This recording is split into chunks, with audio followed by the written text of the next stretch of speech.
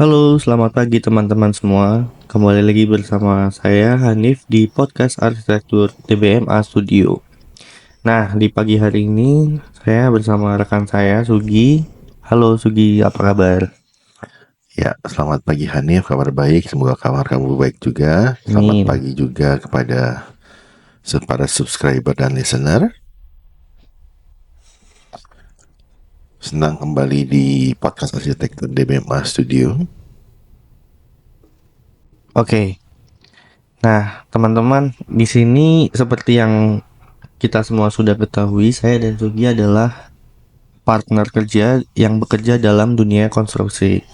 Nah, mungkin bagi teman-teman semua yang penasaran dengan dunia konstruksi, masih belum banyak yang tahu jabatan atau profesi apa saja yang ada di dalam dunia konstruksi. Di kesempatan ini, saya dan Sugi akan menjelaskan atau mungkin saya akan bertanya kepada Sugi dan Sugi akan menjelaskan kepada teman-teman semua dan termasuk saya mengenai profesi apa saja yang ada dalam dunia konstruksi. Mungkin yang sering saya dengar ya, Sugi, eh, pertama itu ada jabatan yang dinamakan PM atau Project Manager. Bisa dijelaskan? Ya, project manager itu di suatu project adalah seorang pemimpin ya, atau boleh dibilang sebagai manajer atau Hmm, pemimpin proyek. oke. Tugas-tugasnya adalah menentukan kebijakan di dalam manajemen proyek dan juga dia memimpin proyek, kemudian melaporkan hasil kegiatannya kepada owner Oke. atau kepada konsultan pengawas. Oke. Nah, selain dia memimpin dan melaporkan kegiatan proyek, yang kedua juga dia membuat schedule Oke. untuk kelangsungan proyek tersebut berapa lama Hmm, yang harus diikuti oleh seluruh staff di bawahnya. Jadi proyek itu akan menuruti schedule yang telah ditetapkan. Yang ketiga, mengevaluasi dari hasil pekerjaan di lapangan versus rencananya. Jika perlu dilakukan revisi. hmm. Kemudian hasil evaluasi tersebut akan dilaporkan dalam format laporan pekerjaan dari Ya. awal hingga akhir proyek. Oke.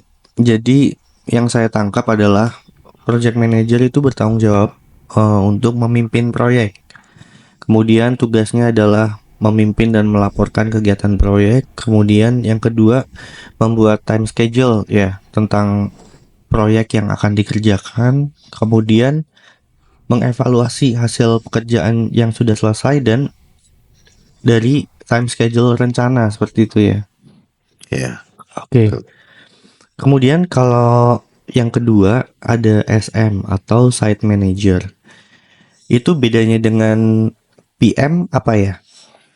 site manager adalah wakil atau staff di bawah project manager. Oke. Nah, ini seorang site manager ini yang dituntut untuk mampu memahami dan menguasai rencana kerja proyek di lapangan secara keseluruhan. Hmm.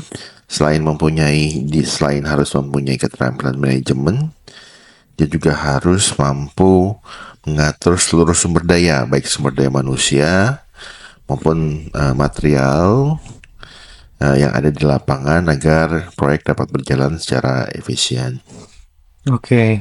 Bisa dibilang kalau site manager itu satu level di bawahnya PM ya. Kemudian tugasnya adalah untuk memahami dan menguasai rencana kerja.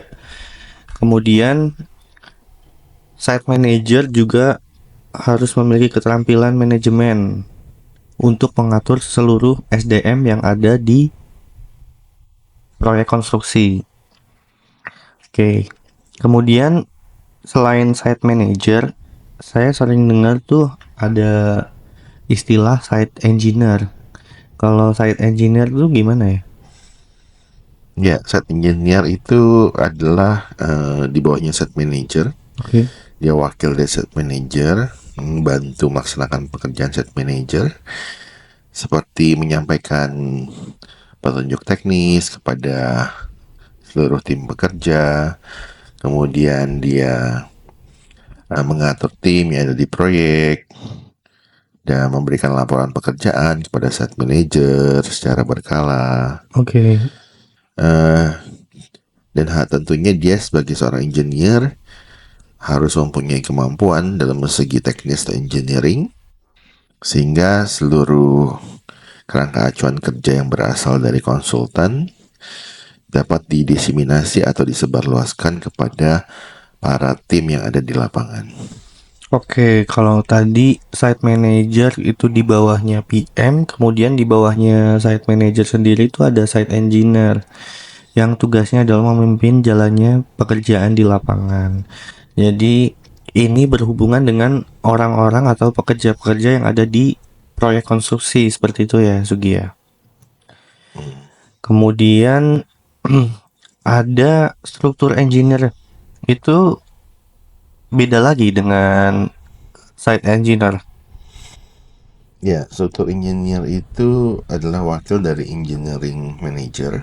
Oke. Kalau site manager di lapangan, engineering manager itu lebih banyak di kantor, mengurusi masalah engineering atau teknik. Iya. Dan dan struktur engineer adalah wakil dari engineering manager, sepadan atau selevel dengan site engineer, Iya. namun mempunyai pekerjaan yang berbeda. Kalau site engineer itu pekerjaannya lebih ke arah lapangan, Oke. sedangkan structure engineer atau engineering secara umum bukan hanya structure tapi juga arsitektur engineering dan juga MEP engineer, itu adalah wakil dari engineering manager yang lebih ke arah teknik. Oke. Jadi dengan hal-hal teknik, dengan gambar teknik, dengan kerangka acuan teknik. Nah, pada umumnya ada kerjasama antara engineer ini, baik struktur engineer, arsitektur engineer maupun MEP engineer, Oke. dengan site engineer. Nah, apa kerjasamanya? Nah, ketika site engineer ini mengalami kendala atau hambatan di lapangan dan mempunyai pertanyaan-pertanyaan, umumnya akan datang ke engineer untuk mendapatkan bantuan. Oke. Dan engineering inilah secara teknis harus crack the problem, menyelesaikan masalah, solve, dan memberikan solusi sehingga di lapangan dapat berjalan dengan baik. Oke. Jadi kalau struktur engineer itu sebenarnya jabatannya sama dengan site engineer, cuma pekerjaannya saja yang berbeda. Kalau struktur engineer tentu saja dengan sesuai namanya itu dia lebih ke analisa struktur dan perhitungan struktur pada sebuah proyek konstruksi. Betul ya? Ya, seperti saya bilang tadi, engineering itu nggak hanya struktur, Iya. tapi juga ada arsitektur dan MEP, sehingga yang struktur mengurusi struktur, yang arsitektur mengurusi arsitektur, dan MEP mechanical, electrical, plumbing mengurusi MEP.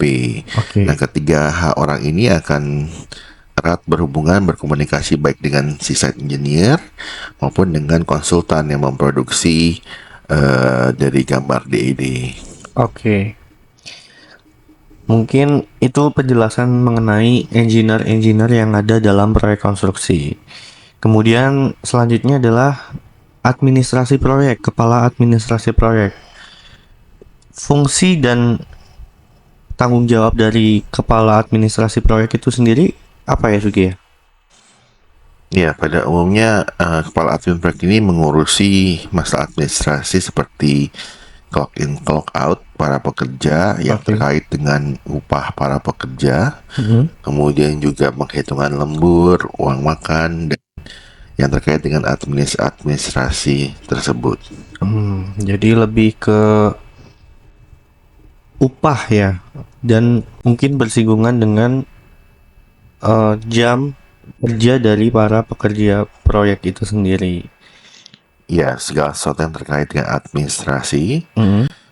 selama proyek itu berlangsung, tentu saja banyak hal-hal yang harus diatur secara baik. Nah, inilah tugas kepala administrasi proyek tersebut. Oke.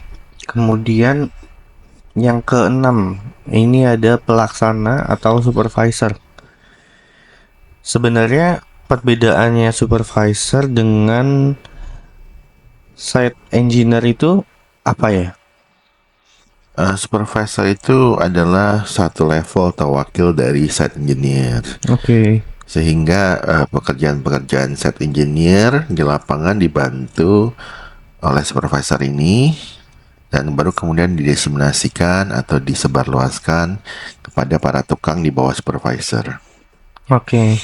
Nah, apa sih supervisor ini gitu ya? Ya. Dan tentu saja dia memiliki tanggung jawab terhadap masalah-masalah teknis di lapangan. Jadi contohnya adalah menjadi koordinator untuk para mandor atau tukang yang ada di bawahnya atau daerahnya atau zonanya. Oke. Kemudian mengawasi pekerjaan yang ada di lapangan apakah baik secara teknis atau sesuai dengan gambar atau tidak. Oke. Memberikan catatan progres-progres pekerjaan yang telah berlangsung, dia laporkan ke site engineer, kemudian site engineer ke site manager. Dan lagi ada juga yang juga untuk mengawasi metode pelaksanaan. Seperti kita ketahui, proyek itu akan ada yang namanya metode pelaksanaan yang telah disepakati bersama, sehingga harus dilaksanakan sesuai dengan metode yang telah disepakati. Nah, tugas supervisor inilah yang bertugas untuk mengawasi daripada metode tersebut dilaksanakan di lapangan. Kurang lebih seperti itu. Oke. Jadi memungkinkan tidak kalau misalkan dalam satu site yang besar seperti itu ya, itu ada beberapa pelaksana atau supervisor.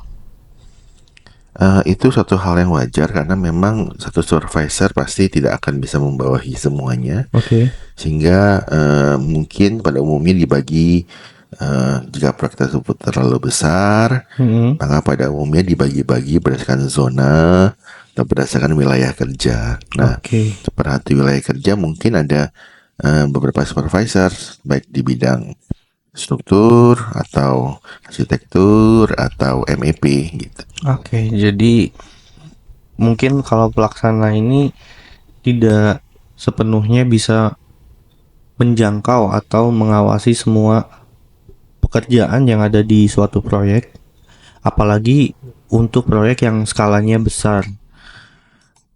Kemudian untuk Perlu saya jelaskan sekali lagi bahwa karena proyeknya terlalu besar atau skopnya terlalu besar sehingga dibagi menjadi beberapa zona, oke. sehingga zona-zona tersebut masing-masing mempunyai supervisor tersendiri. Jadi seluruh kegiatan proyek dapat terlaksana dengan baik dan tercukupi supervisornya karena memang mengingat bahwa sudah ada supervisor di masing-masing zona atau wilayah kerja tersebut. Oke. Jadi untuk penjelasan dari pelaksana atau supervisor itu seperti itu guys. Kemudian ada istilah lagi yang mirip supervisor, tapi yang mungkin beberapa orang kayak keliru ya. Itu ada surveyor. Kalau surveyor itu tugasnya apa ya? Ya, surveyor itu sebenarnya adalah suatu keahlian khusus untuk melakukan survei garis miring untuk mengukur Mhm. level atau gradasi yang ada di lapangan. Jadi Oke. dengan bantuan alat-alat seperti teodolit, seperti berbagai macam ya, ada alat untuk surveying tools gitu. Nah, surveyor ini bertugas untuk mengukur, melakukan survei dan juga untuk menentukan titik-titik acu atau titik-titik yang diperlukan untuk melaksanakan sebuah pekerjaan, baik dia titik mulai atau titik vertikal secara per lantainya jadi harus sama, atau secara horizontal garis mana yang perlu ditarik supaya dia lurus sesuai dengan denah dan Oke. sebagainya. Jadi bisa dibilang kalau surveyor itu tugasnya untuk melakukan pengukuran lahan proyek, terus kemudian menentukan elevasi galian atau elevasi utama dari sebuah bangunan seperti itu ya. Ya kurang lebih seperti itu.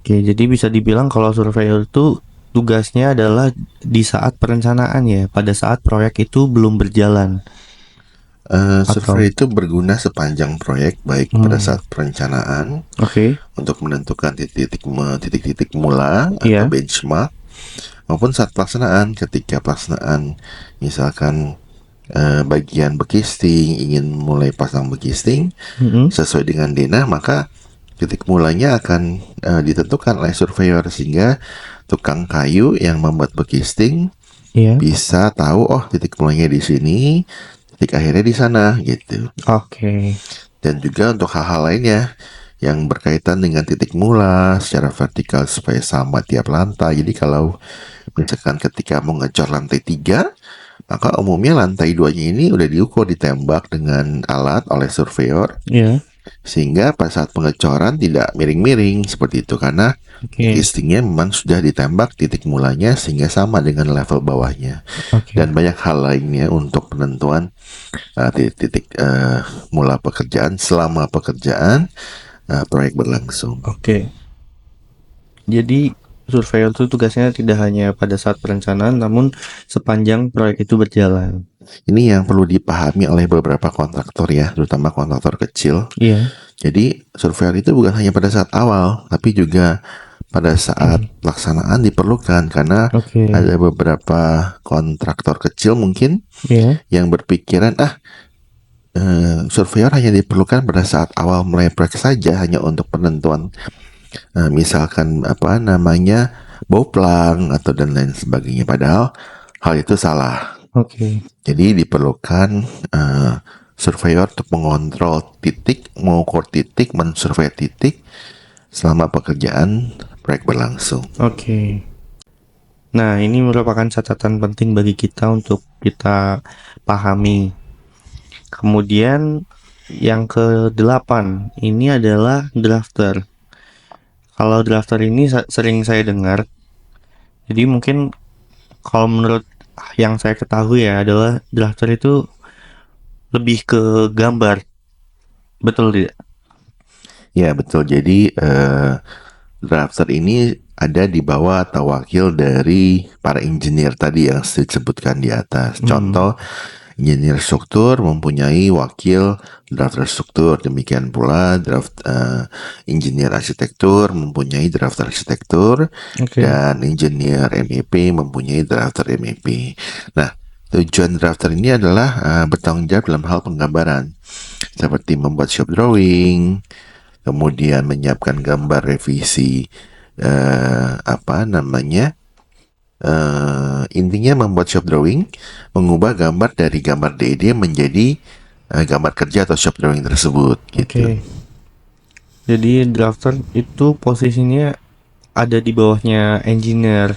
Betul. Dan kadang-kadang dari CAD kan kita bisa hitung volume. Ya. Nah sekalian kadang-kadang memang drafter itu segala sesuatu yang berhubungan dengan gambar yang bisa diukur di CAD, Ya. itu dia tanggung jawab drafter, baik Oke. membuat baru maupun merevisi. Oke. Jadi masing-masing engineer baik MEP, arsitektur maupun struktur itu memiliki drafter sendiri-sendiri ya. Pada umumnya begitu. Oke.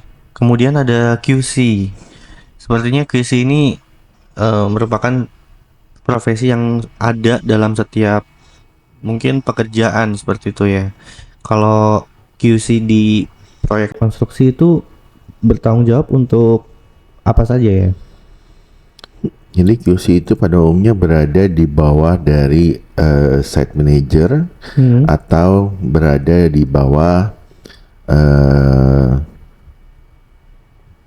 project manager, tapi pada umumnya berada di bawah site manager. Oke. Nah, QC ini tentu saja lebih ke arah badan independen sebenarnya, dan lebih tepat di bawah project manager langsung, sehingga mempunyai seorang QC manager.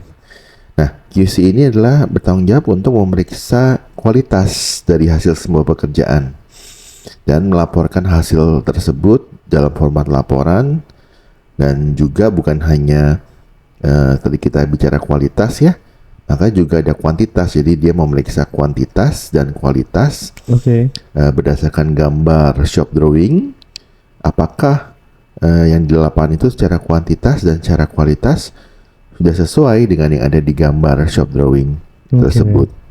Nah, sehingga akan sangat riskan quality control ini ada di bawah site manager, karena site manager tentu saja akan mengejar lebih ke arah schedule dan percepatan pekerjaan.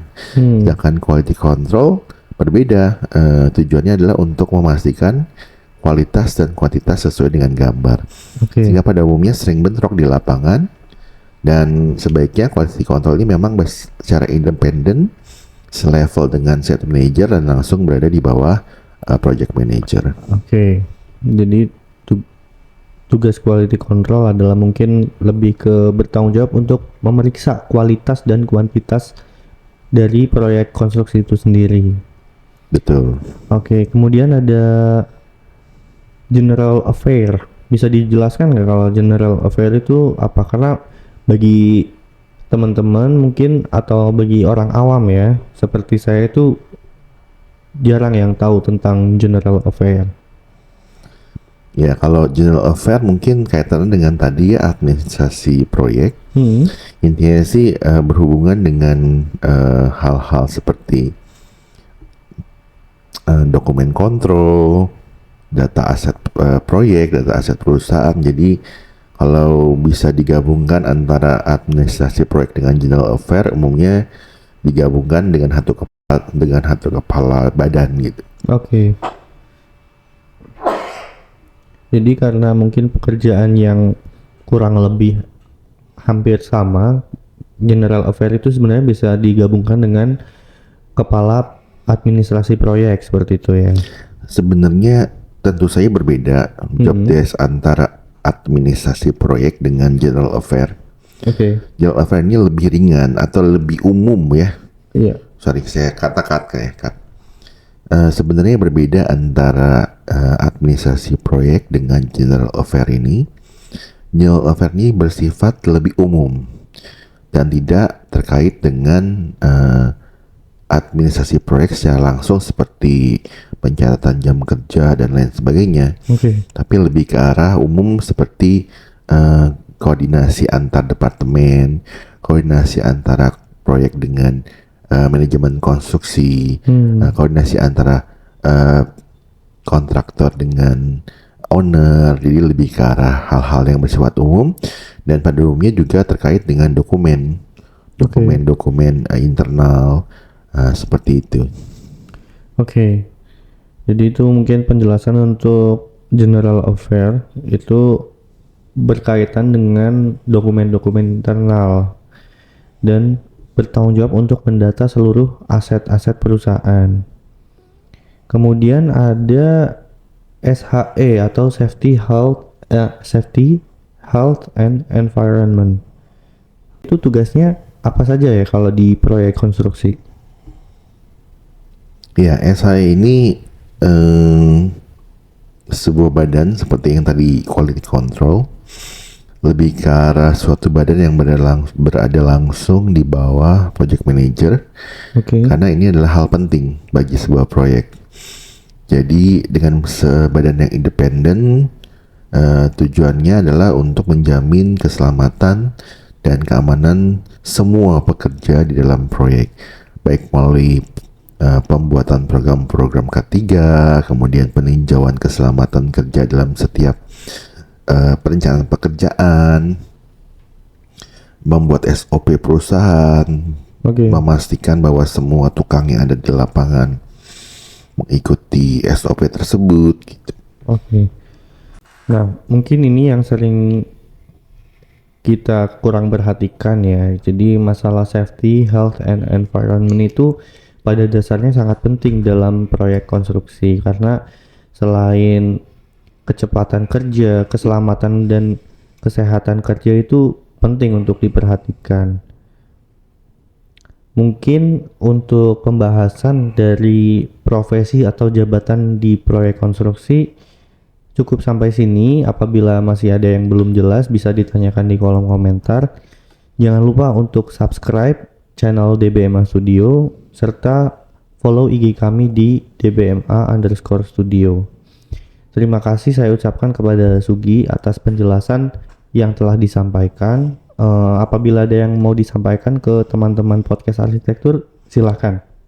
Ya, terima kasih pada para subscriber channel podcast arsitektur DMM Studio. Terima kasih juga pada Hanif. Iya, sama-sama. Semoga kita bisa bertemu kembali dalam Amin. kesempatan berikutnya, dan jangan lupa kunjungi IG kami DBMA_studio dan follow. Oke.